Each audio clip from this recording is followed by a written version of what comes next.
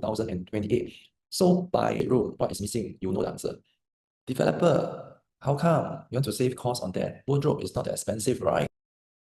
Lentor Garden Residence, it is oversupply. Don't buy lah. Why? Still buy. There's so many projects there already. This is, in fact, I think the 7th project in the Lentor area. Why still go and buy Lentor Gardens? Go and buy somewhere else lah. Despite the low land cost price, because they keep on saying it's very cheap.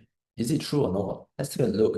Lentor Garden Residence, yes, it is one of the many other projects in the Lentor area. So the question is it still worthwhile to buy despite the oversupply?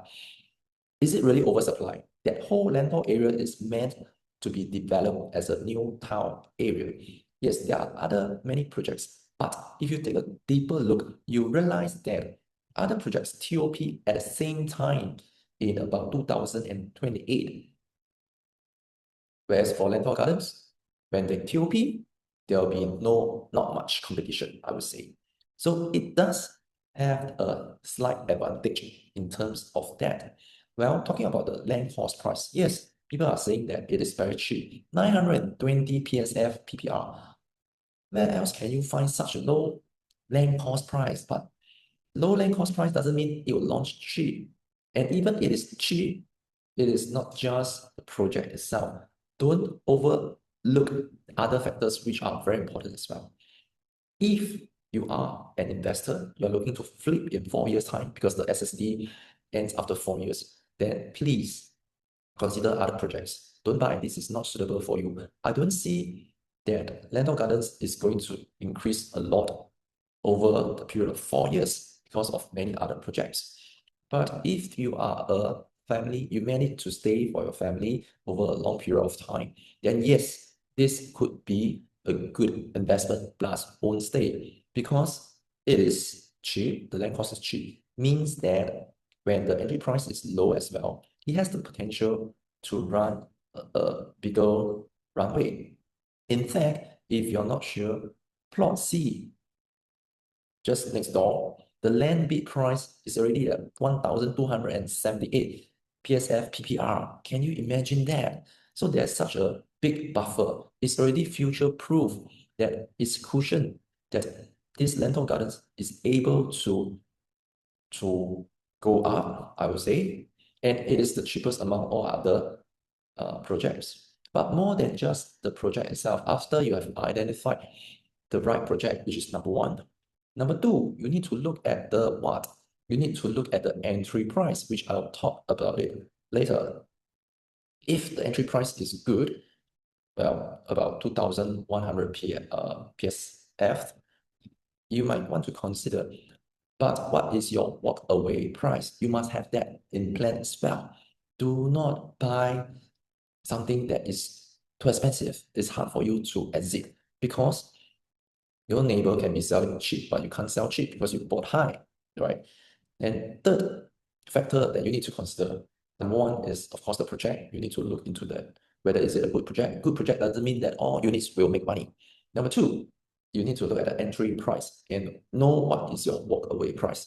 And number three, very important as well, is the unit layout itself. If you look at the floor plan, the map, the site plan, you can see that about 50% of the blocks have direct west sun. Well, I'm not against west sun. Sun is good. Sun gives you vitamin D. If you need a lot of vitamin D, go for it. But of course, if you want to avoid west sun, then choose other blocks, right? Straightforward. I mean, funny story is that when me and my wife traveled to Europe, when we walk along the streets, there's a cafe, and the cafe basically it has two what I call it, two sittings. One sitting is under the shade, the other sitting is under the sun. So most of the people, locals out there, they sit under the sun and it's fully occupied. So we as Asian, I mean, wow, the shaded area, nobody is taking the seat. I was thinking, what's wrong with that? So we sit over there. It seems that we are the odd one out and we are pretty strange. But you know what I mean, right? So of course, if you're not affected by the west sun, well, that's okay. Look at the unit itself, two-bedder, three-bedder, four-bedder. I think you can forget about the two-bedder lah. Don't buy it for investment. As I said earlier, it's not a project for investment. Look at the three-bedder. Let me share with you. This is what I mean. The north is here. This is what I mean. The north is here. So this is the west. And all these units will gonna the west. This one, yes lah. So don't choose lah if you don't like the west side. Okay, straightforward. This is three-bedder. You know why this is red? Because of the west side, huh? Yes, no west side. So let's take a look at this unit. Is it good? Okay, the entry point is here. Then you go here. Seems all right. But the problem is that the kitchen has no window, so you can't walk here, right? There's a bomb shelter, which is good. Okay. And what else? There is a study area, plenty of space. Storage. Remember, storage is very important. Well, what you realized is that, can you spot something that is missing? This is a bedroom. It has a bed, but what's the problem? It has no wardrobe. This bedroom has wardrobe, but why this bedroom has no wardrobe? I don't know. Developer, how come you want to save cost on that? Wardrobe is not that expensive, right? Now take a look at another unit, right? Another unit, which is pretty interesting. Look at this, three-bedder. This is the walkway. Well, agents will tell you that, oh, there's lots of privacy because of that. Well, do you buy that story or not? I think it is just an inefficient layout. But I do like the kitchen whereby there is a window. So you can actually walk here, which is important. And there is a yard just beside the kitchen. Okay, there is a bomb shelter, which is good.